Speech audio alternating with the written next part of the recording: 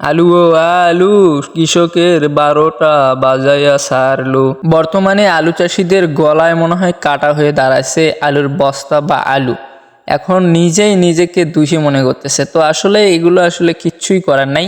বর্তমানে যা হচ্ছে এটা মেনে নিতে হবে, কারণ না মানলে তো আপনি নিজেই হতাশাগ্রস্ত হবেন। এখন আপনার একটা কাজ আমি বলি, এটা হচ্ছে যে আপনি আলু জমি থেকে আলুগুলো উত্তোলন করে রাস্তার ধারে বা বাড়িতে নিয়ে এসে রেখে দিন। যেহেতু বিভিন্ন জায়গায় খবর পাচ্ছি যে স্টোরে রাখার জায়গা নাই। এখন যদি আপনার ভাগ্যক্রমে আপনি যদি ভাগ্যে লাইগে যায় তাহলে স্টোরে রাখার ব্যবস্থা করতে পারবেন।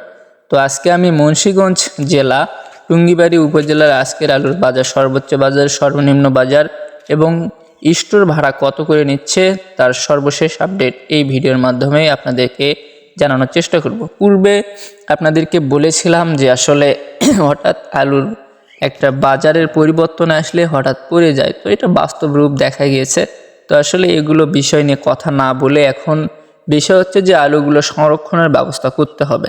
তো এখন সংরক্ষণের ব্যবস্থা করতে হবে বলতে যে আপনার এখন সংরক্ষণের ব্যবস্থা না থাকলে তাহলে তো আপনাকে আলু বিক্রয় করে দিতে হবে। তো আপনি অবশ্যই বিক্রয় করার পূর্বে নিজে একটা হিসাব করবেন যে আপনার কতটুকু লস হচ্ছে, বা আপনি তো লস করে বিক্রয় করার জন্য কখনোই রাজি থাকবেন না। দেখুন যে রাস্তার ধারে কিন্তু আলু আর আলু রাখা আছে। তো এগুলো ভিডিও চিত্র আপনাদের মাঝে একটু শেয়ার করতেছি, এবং স্টোর এবং আলুর বাজার, সর্বশেষ বাজার আমাদের এলাকাতে কত করে যাচ্ছে, আপনার এলাকাতে কত করে যাচ্ছে, এই সকল বিষয়গুলো অবশ্যই জানানোর চেষ্টা করবেন।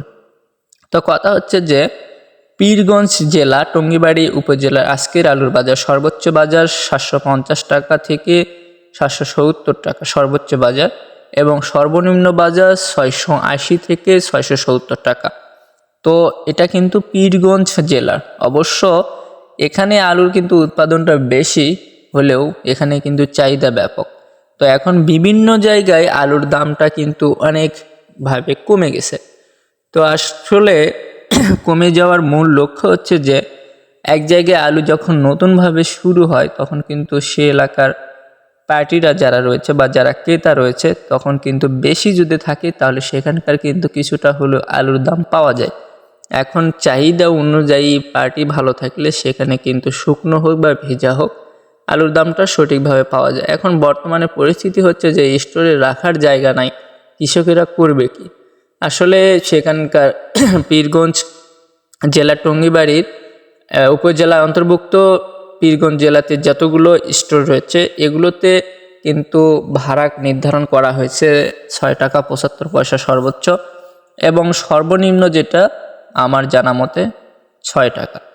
এখন সেখানকার আলু চাষিরা এখন এটাতেও হয়তো অনেকে সন্তুষ্ট হচ্ছে এবং অনেকে হয়তো হচ্ছে না। স্টোর প্রক্রিয়াজাত করবে, মাঠে কিন্তু অনেক আলু আছে।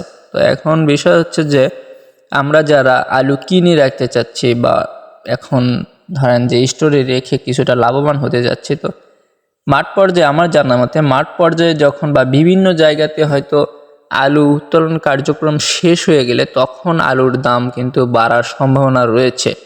তো এই জন্যই কিন্তু স্টোরে ভিড়, বা যারা আলুর উৎপাদনটা বেশি হয়েছে, বা এবার কিন্তু আলুর উৎপাদন প্রত্যেকটা জায়গাতে কিন্তু আলুর উৎপাদনটা বেশি হয়েছে, তো এখন তারা এখন মনে করতেছে যে স্টোরে রেখে যখন আলুর দামটা বেশি হবে তখন বিক্রি করবে। তো এখন কথা হচ্ছে যে বাড়ার সম্ভাবনা রয়েছে, তবে কতটুকু বাড়বে এটা কিন্তু নিশ্চয়তা নাই, এটা আমরা দিতে পারবো না। তো অনেকে আবার আছেন যারা এরকম রিপোর্ট দেখার পরেও আবার অযথা কমেন্টে অথবা ইনবক্সে এসে বলেন যে আসলে ফেসবুকে আলুর দাম বাড়ে কিন্তু বর্তমানে চিত্র আলাদা।